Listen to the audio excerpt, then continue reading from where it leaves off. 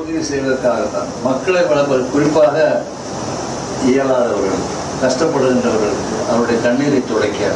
அதுதான் இந்த பிஜேபி ஆட்களுக்கு, அந்த மத ஆட்களுக்கு பிடிக்காது.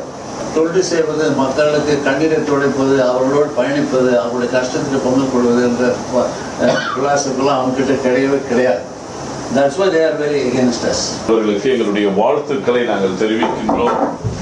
உங்களுடைய குரல் மிக வலிமையாக, பலத்த குரலாக டீலிமிட்டேஷன் பில்லுக்கு குரல் கொடுத்ததை போல, நீதியை நிலைநாட்டியதை போல, நீங்கள் இன்னும் பல issues and concerns, not only the Christian minority but also at large, எல்லாருக்கும் எங்கெல்லாம் வாழ்வு அச்சுறுத்தப்படுகிறதோ நீங்கள் குரல் கொடுத்து நீங்கள் எப்பொழுதும் நீதி நிலைநாட்ட இருப்பதற்காக எங்கள் மகிழ்ச்சி.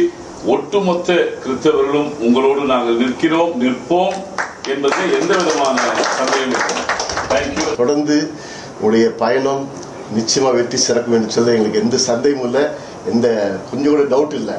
அதே இப்போ நாங்கள் கூடி வந்திருக்கிற நோக்கத்திலையும் எல்லா பிஷப்ஸும் சொன்னது போல நீங்கள் தீவிரமாக நிற்க நாங்கள் உங்கள் ஜெபத்தால் தாங்குகிறோம். முதல் முறையாக ஒரே தலைவர் இந்தியாவில் இந்த சட்டத்தை எதிர்த்து, மசோதாவை எதிர்த்து குரல் கொடுத்துருக்காங்க. அதே போல் எம்பி வில்சன் அவங்களும் பார்லிமெண்ட்டில் பேசியிருக்காங்க. எப்படி இந்த தொகுதி மறுவரை அந்த மசோதாவை தோற்கடித்தீங்களோ அதே போல் இதையும் தோற்கடித்து எல்லோருக்கும் நான் செய்கிற தொண்டு எல்லா மதங்களை கடந்த எல்லாருக்குமான தொண்டு, கல்வி, மருத்துவம் போன்ற ஏழை குழந்தைகள் இது போன்ற அவர்களுக்கெல்லாம் தொண்டு செஞ்சுட்டு காலகாலமாக செஞ்சுட்டு இருக்கோம். ஏன்னா முதல்ல இஸ்லாமிய சகோதரர்களை தனிமைப்படுத்தி அவங்கள நசுக்கினாங்க. இப்போ அடுத்து கிறிஸ்துவ இந்த சிறுபான்மையினரை தனிமைப்படுத்தி அழிக்க, குரல் வலையை நெரிக்க அவங்க முயற்சி பண்ணுறாங்க. எனவே உங்கள்கிட்ட எங்களுடைய நம்பிக்கை நீங்க தான். எஃப்சிஆர் இந்த கடந்த 10 ஆண்டுகளில் மட்டும் 20,700 எஃப்சிஆரை கேன்சல் பண்ணியிருக்காங்க. அதில் 70% கிறிஸ்துவ மக்கள் சார்ந்த அந்த எஃப்சிஆர். அது போதாதுன்னு இன்னும் அதிக எங்களுக்கு தாக்கத்தை ஏற்படுத்தக்கூடிய இந்த அமெண்ட்மெண்ட் பில் கொண்டு வர இருக்கிறார்கள்.